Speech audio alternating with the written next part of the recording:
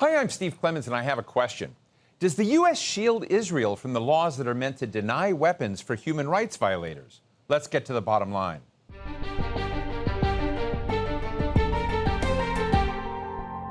The United States is the world's biggest supplier of weapons. Decades ago, laws were put into place to prevent the supply of those weapons to countries that commit, quote, gross violations of human rights. Perhaps the most famous of those laws is the Ley Law of 1997, named after its lead sponsor, former Senator Patrick Leahy. And just this past February, after months of Israel's war on Gaza, the Biden administration published a national security memorandum. That's known as NSM 20, and it requires the State Department to report to Congress on whether it finds that Israel is credible when it makes assurances that its uses of U.S. weapons do not violate U.S. law or international law. So what are the requirements of those U.S. laws when it arms other countries? And are these mechanisms applied equally across the world, especially when it comes to Israel? Today, we're speaking with Stephanie Kirchgaessner, Deputy Head of Investigations for The Guardian U.S., and Stephen Rickard, a distinguished fellow in the Human Rights Institute at Georgetown University's Law Center. Let me read something to you. This is the Leahy Law. The Leahy Law says no assistance shall be furnished to any unit of the security forces of a foreign country if the Secretary of State has credible information that such unit has committed a gross violation of human rights. Steffi, you just did a deep dive into the Leahy Law and its practice and the use of it as applied to Israel. What did you find? Well, generally, my findings were that the Leahy Law, as many experts have said to me, is not being really followed or executed in terms of Israel, and that somehow, even though it applies to many countries, including U.S. allies or especially U.S. allies, that it's not, for some reason, even though there are significant reports of gross and allegations of gross violations of human rights, that somehow it's not affecting Israel. And my reporting really took me, I spoke to a lot of former officials and I saw State Department documents, and I really concluded that there are special policies in place. They're like mechanisms, right? Mechanisms, yes. These are sort of deep in the procedures of the State Department that basically give Israel an out, and that these do not exist for any other countries or allies. Can you share with us a few of these mechanisms that you found? Yeah, sure. So there are basically three that I found. First, because the way the process works is all the different, groups within the State Department or departments that are looking at an incident have to agree that a gross violation of human rights has occurred. That is not applied to anyone else. So in other instances, there can be a staff finding that this has happened. There doesn't need to be this broad consensus. And that broadcast, as I read your article, it was, different bureaus and agencies in the State Department, even our embassy, all have to come into agreement and alignment that an abuse has occurred. Yes. So why does this exist only for Israel? The second case is that Israel is notified when such a review is occurring and of the specific allegation, and they have 90 days to respond. So as one former official put it, this is just delaying the process. No other country gets this kind of notification. Now, to be fair, in my discussions with the State Department, they said, look, we discuss with a lot of countries. Like, there are discussions that go on. It's not that it never happens. However... But there's a formalized process with Israel with a 90-day return. Yes. Yes. Okay. And then the third mechanism? And then the third mechanism, which is, in plain sight, is that the Leahy Law has been updated over the years in Congress. Congress has updated it. And in 2021, there were a bunch of countries that signed new kind of agreements within the Leahy Law agreement. So I looked at, more than a dozen of them, and only in the case of Israel is there language that says, in which both, an Israeli official and the Israeli ambassador, in fact, and a U.S. official, senior U.S. official, has signed off saying Israel has a robust, independent legal system, including its military justice system. So why is that important? It's important because it allows Israel to say, look, this violation may have happened, or some might believe that it happened, but we have the capability as a strong democracy with a strong justice system to take care of it. And essentially, the United States government has said, yes, that's the case. So what I'm hearing from you, to put it in layperson's language, is the Israeli military courts are their own judge and jury. Well, I think that the U.S. government's saying we believe that it's independent, that it's that essentially they can review their own potential misdeeds. Steve, I think our audience knows, I think most people in the world know, America is the biggest arms sales entity in the world. I did not realize that there were as many filters and constraints on U.S. weapons sales as there were. It was interesting to read that, in fact, we do have a system and that the Ley Law has mattered in many, many, many cases. Can you give us a sense of the application of the law, the scale of it, and has it applied to Israel in the same way as it has applied to many other nations? Sure. Well, first, we need to distinguish a little bit between arms sales and military assistance. Right. What we're really talking about here is U.S. taxpayer-funded dollars being given to other countries, not they're purchasing weapons here.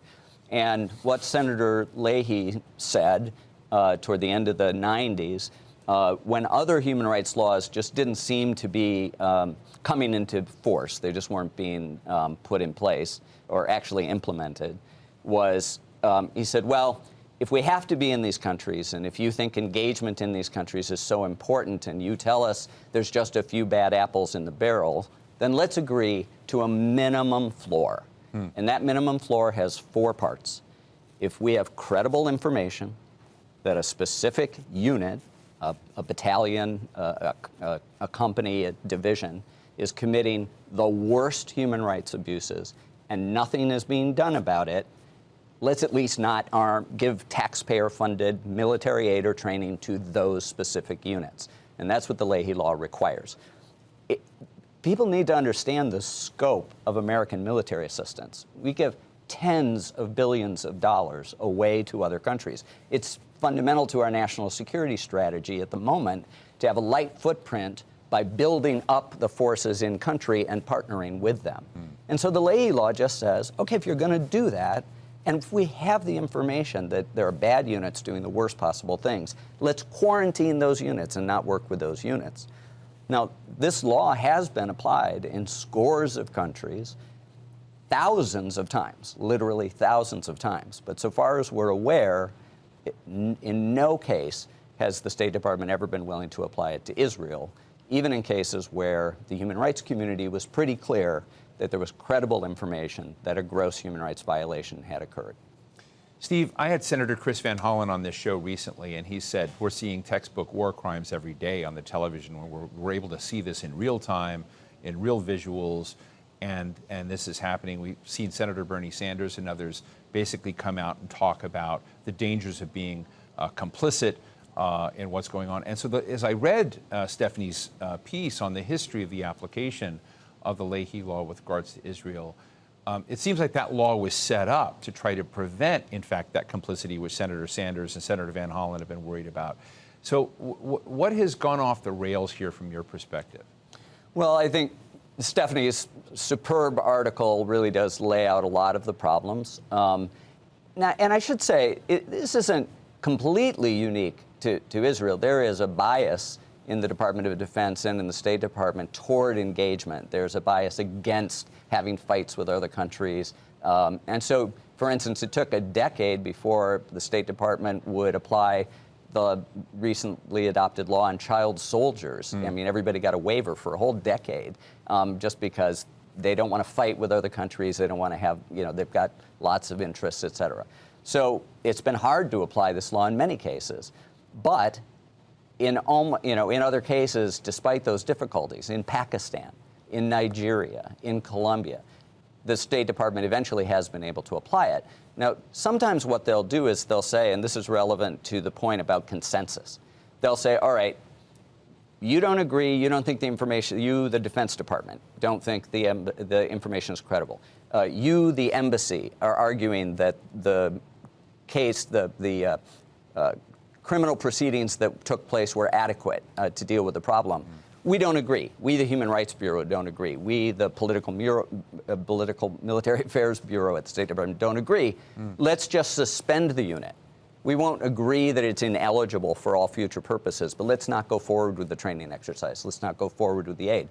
That happens about 10 times for every one time they actually say, this is a unit that's on the ineligible list. It's quarantined. And so if you put in place for Israel, as Stephanie's article documents, a requirement that everyone agree, you are, just from the start, you're taking out of the Leahy law about 9 out of every 10 cases where the law had, in other cases, been effective. We just had, Steve, 4 cases, as I understand it. I may have the numbers wrong, but 4 units that were identified recently in Israel of having committed gross violations, human rights violations and abuses. And Secretary of State Anthony Blinken determined in those cases that the actions taken by the Israelis were enough to basically forestall any action that we did in sort of decertifying their. This seemed to be very, very controversial in human rights groups. Can you tell us more? Yeah, Stephanie mentioned that there's this provision in the agreement with Israel that says up front, we think that Israel's judiciary is independent and robust. Here's the same agreement for Greece. Doesn't say anything like that. As far as I know, Greece has a robust and independent judicial system, but they didn't think it was necessary to say that in the agreement with the government of Greece. The fact is that there have been very serious concerns about the independence of the Israeli military judicial system. And to be clear, it's fair to make distinctions between countries. I mean, Israel does have a relatively independent judiciary and press compared to many other countries where the United States is working. But that doesn't mean it's perfect any more than our courts are perfect or our system of military justice always gets it right.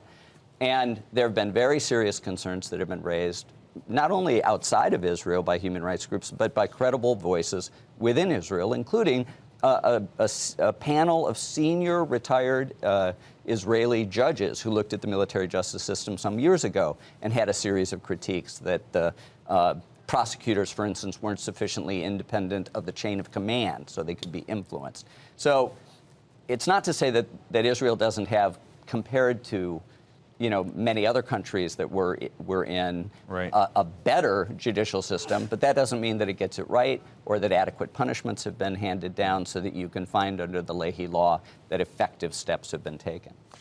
Stephanie, one of the pieces in your article we've kind of referred to obliquely, but you actually put a word and term to it as an institutionalization of this process, and you're the first to report about it, as I understand it, is the Israel Leahy Vetting Forum, which is part of the organized structure of decision-making. I'd love to hear more about that, but also with regards to cases that do rise. And you go through a litany of cases of individuals that were essentially murdered in extrajudicial killings, found by both sides, et cetera, with no penalties, et cetera. We had the killing of a colleague of ours, Shireen Abu Akleh, who was also one of these cases that rose to the very top of the Israeli justice system and review, and also the U.S. system. No militants in the area, shot in the head, et cetera, and another of these cases. I'd love to hear about some of these cases that you investigated, but also the Israeli Leahy Vetting Forum. Well, yeah, to your point, I mean, it's disturbing, to say the least, that among the cases that I mentioned in my reporting, 2 involve American citizens. Your colleague, Shireen Abu Akleh, and also Omar Assad, who was a 78-year-old who died in police custody, and he had lived in the United States for many, many years. So there, I think it really raises the question of where, why the U.S. government, why the State Department is not taking greater actions, at least on behalf of its own, citizens under these circumstances. The Israel Leahy Vetting Forum was essentially created because there are certain countries, and Israel is one of them, where there is so much military assistance given that is actually difficult to track. The State Department. So they did it as a tracking mechanism, not as a mechanism of overall concern that this could be a constant problem. Yeah, my understanding is that it was done because there needs to be some some effort to track these countries. The other countries are Egypt and Ukraine, where there is, because the scale of the foreign assistance is so great. And yeah, what I found in my reporting, and I think this is what's kind of the point that a lot of people are making now, is these are all, the instances that have been reviewed in the past. There are way before, October 7th. But how has the U.S. government's approach to these things? How is the fact that all these exceptions have been made for Israel? How has that affected the current conduct of the war? And I think that's where where the two things kind of meet. Well, your article leads to the notion that it leads to impunity. And I think that's some of the people you interviewed. I think it was Josh Paul, other folks that have resigned from State Department roles. They're concerned. These are people not secretary, assistant secretary. They're doing the nuts and bolts of policy making and policy review and policy implementation, some of whom, including Josh Paul, who resigned because they believe it leads to impunity, right? They believe it leads to impunity, and that basically, if you're kind of looking the other way, even when it comes to the murder or suspicious death of your own citizens, then what is really then doesn't that send a message, both on the political level, of the government level, but also of the individual units that aren't really being held accountable at all. And I think it's all really coming to a head now. There's this interesting moment right now where President Biden has put on pause the delivery of some weapons. Reportedly, he has put the pause on those weapons because of concerns about how they may be used in Rafah. Now, as far as I'm concerned, I don't know if that's because of National Security Memorandum 20, which Chris Van Hollen had been pushing, or because of the Ley Law, or Joe Biden just operating with a gut feel. Is there a problem in this when you kind of look at a relationship like this where we're not using law, but we're using gut I'm just interested in this suspension and whether it's an inflection point for a different approach or whether it's a speed bump where the same behaviors continue. Your thoughts, Steve?